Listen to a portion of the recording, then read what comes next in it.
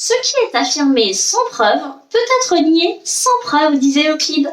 En voici une illustration en jurisprudence.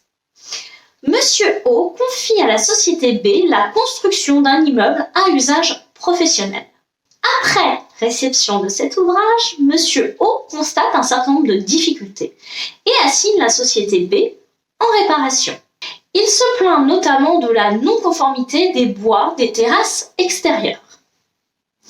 Autrement dit, ces bois ne correspondaient pas selon lui à ce qui avait été contractuellement convenu entre les parties. La Cour d'appel condamne le constructeur au titre de ces non-conformités à payer une certaine somme en réparation au maître de l'ouvrage. Mécontent, le constructeur forme un pourvoi en cassation. Il soutient en effet que la Cour d'appel a inversé la charge de la preuve. Selon lui, il appartenait au maître de l'ouvrage de démontrer que cette non-conformité était invisible lors de la réception. Tout désordre apparent non dénoncé à réception est en effet couvert par celle-ci et ne peut plus être source de responsabilité pour le constructeur. À votre avis, le constructeur a-t-il obtenu gain de cause ? La réponse est oui. La Cour de cassation, dans cet arrêt du 2 mars 2022, rappelle qu'il appartient au maître de l'ouvrage de démontrer que les conditions de la responsabilité civile décennale sont réunies.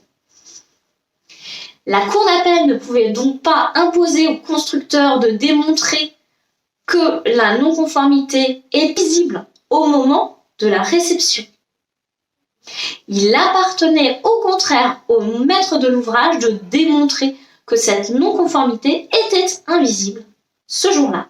Cet arrêt démontre ainsi toute l'importance de se faire assister d'un expert lors de la réception de l'ouvrage.